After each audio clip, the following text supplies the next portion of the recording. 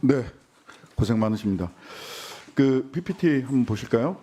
대한민국 헌법 제66조는 헌법을 수호할 책무를 진다. 대통령은 69조 헌법을 준수하고 대통령으로서의 직책을 성실히 수행할 것을 맹세합니다. 헌법 수호 의무가 대통령에게 있다는 것이죠. 예. 근데 이 헌법 수호 의무가 다음 PPT 보여주세요.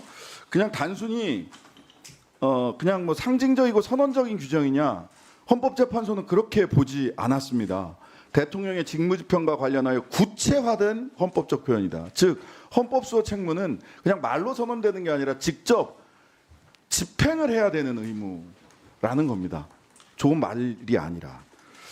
자, 그렇다면 대통령실 역할은 대통령을 무조건 호위하는 것이 아니라 윤석열 대통령실처럼 개인의 대통령실로 만드는 것이 아니라 헌법적 책무를 지닌 대통령 직무 성실히 수행하도록 해야 됩니다. 2024년 12월 3일 발생한 내란은 대한민국 헌정 질서를 정면으로 위협하고 민주적 질서를 훼손한 중대 사태인데요. 지금 특검을 통해서 계엄 선포의 경위 뭐 이런 부분들을 수사를 통해서 형사 책임을 지금 묻고 있습니다. 그런데 아까 우리 존경하는 김영배 의원님께서 말씀을 하신 것처럼 형사 책임에 국한되지 않는다라는 말씀 주셨고 오전 답변에서 우리 비서실장님께서도 별도의 조직을 검토할 수 있겠다. 즉 형사 책임 이외의 행정 책임 뭐 이런 부분들을 전부 다 꼼꼼히 챙겨봐야 되지 않겠습니까? 저는 형사 책임은 좁고 깊게 반드시 그리고 엄격하게 묻도록 해야 되고 행정 책임이나 미래를 위한 권고와 대비는 넓고 세세하게 해야 된다라고 생각을 합니다.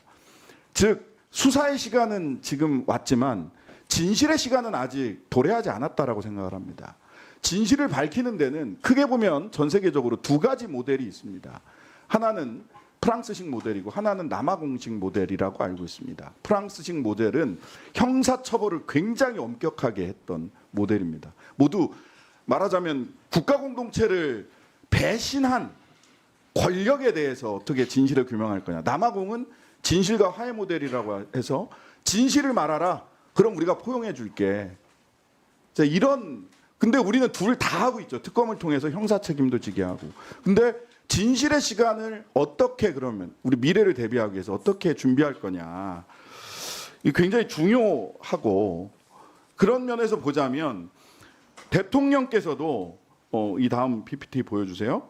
대통령께서도 야5당 그리고 광장 시민연대와 함께 올해 2월달, 4월달, 5월달 세 번에 걸쳐서 사인을 하셨습니다. 여기에 보면 반헌법 특별조사위원회를 통해서 이런 형사책임 이외에 미래를 대비하기 위한 다시는 윤석열 같은 정권이 들어서지 못하도록 하는 쿠데타가 일어나지 않도록 하게 하는 대책을 만들겠다라고 말씀을 주셨거든요. 이와 관련해서 대통령께서 당대표 시절 약속했던 반헌특위 구상을 어떻게 이행을 하실지 어떻게 대통령의 헌법수호 책무를 실질적으로 이행할 수 있도록 할 것인지에 대해서 좀 말씀을 주셨으면 좋겠고요. 한 가지 더 여쭙겠습니다. 혹시 독일의 연방헌법수호청이라는 기구가 있다는 거 알고 계십니까? 안보실장님 혹시 알고 계세요? 네, 들어서 알고 있습니다. 예. 여기가 올해 5월 달에 독일의 제1야당이 AfD입니다. AfD. 제1야당. 여당이 되느냐 마냐 했던 제1야당인데 헌법수호청에서 여기를 우익 극단주의 단체로 지정을 했습니다. 선출직 공직자 지위기 바탈할 수 있고요. 국고보조금 지원 중단할 수 있고 나아가 정당 해산할 수 있습니다. 독일이 이런 결정을 한 건 뭐냐. 2024년 우익범죄가 전년에 비해서 50% 이상 증가했어요. 인종차별적 발언, 혐중 발언하는 우리나라의 어느 정당도 생각이 납니다. 무슬림에 대한 혐오 조장, 소수자 배제, 반헌법 활동을 했다고 판단을 한 겁니다. 그래서 정치적 경쟁 상대가 아닌 의회 민주주의의 적이라고 규정이 됐습니다. 이런 정치 세력이 집권하게 될 경우 자유민주적 기본 질서는 자취를 감추고 더 이상 투표를 통해 해당 세력을 해산시킬 수 없게 될 위험이 있다. 그래서 AfD는 지금 헌법수호청의 조사를 받고 이후에 수사기관의 수사를 받게 됐습니다. 우리나라 상황과 조금 비교해 보겠습니다. 최근에 정성호 장관께서 국민의힘 해산 심판 청구 검토 가능성에 대해서 정당의 목적이나 활동이 민주적 기본 질서에 위배되었을 때 하지만 헌법 질서를 수호하기 위한 이것은 최종적 장치다. 그런데요. 봅시다. 헌재에서는 정당의 목적이 민주적 기본 질서에 위배되느냐를 살필 때 정당 대표, 주요 당직자, 국회의원 등이 공식적 발언, 그냥 강령만으로가 아니라 공식 발언이 어떠했는가, 정당의 이념으로부터 영향을 받는 당원들이 어떤 행위를 하는가를 살펴보라고 했고요. 또 헌법재판소는 무슨 얘기를 했느냐.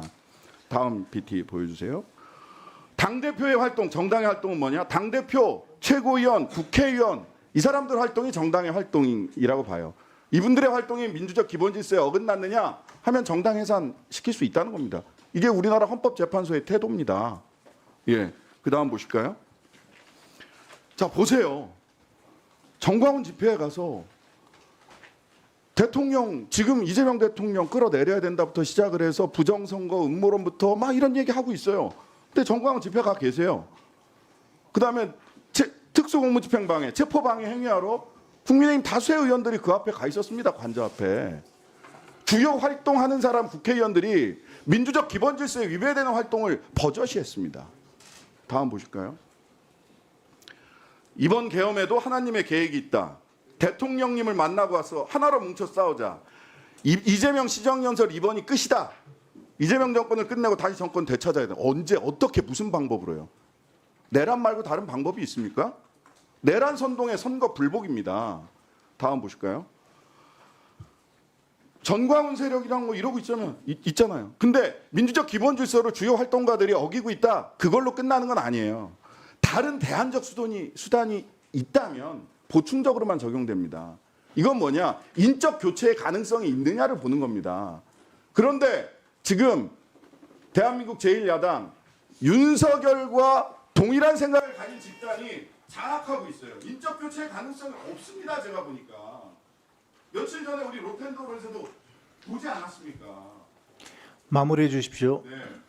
저는 대통령의 헌법 수호 의무를 직접적 이행 의무를 가지고 있다라고 한다면 대통령실에서 정성호 법무부 장관과 협의하셔야 된다고 봅니다. 대통령의 헌법 수호 의무를 견결하게 지켜주시기 위해서 반헌법 세력들을 철저히 조사해서 진실의 시간을 갖고 민주적 기본 질서를 위배하고 있는 정당 해산 심판 법무부 장관과 협의해 주실 것을 요청드립니다. 네, 의원님 위원장님 네. 답변 드려도 되겠습니까? 신장식 의원님께서 말씀해주신 반헌법적 행위에 대해서 엄벌하라고 말씀이 있으셨습니다. 대통령실은 헌법과 법률에 의해서 운영되고 있으며 거기에서도 한치의 오차도 없이 진행되고 있다는 보고 말씀드립니다. 우리는 불과 몇 개월 전에 국민들에게 큰 상처를 안겨줬다고 생각합니다. 저희는 다시는 그런 일이 벌어지지 않아야 된다고 다짐하면서 옷깃을 더 바투잡겠습니다. 아울러 대통령께서 대표 시절에 반헌법 특별조사위원회 서명하셨던 걸 거론해 주셨는데 국회에서 논의해 주시고 그 결과에 대해서 전 충실하게 의무를 수행하겠다고 말씀드립니다. 마지막으로 연방헌법 수호청과 관련된 말씀 주셨습니다. 헌법 수호와 관련된 것은 모두 같은 의견이라고 생각합니다. 다만 저희가 평가하고 활동할 수 있는 범위가 아니기 때문에 의원님들께서 지혜롭게 논의하셔서 결과를 주시는 대로 충실히 따를 것을 다시 한번 다짐 말씀 올립니다.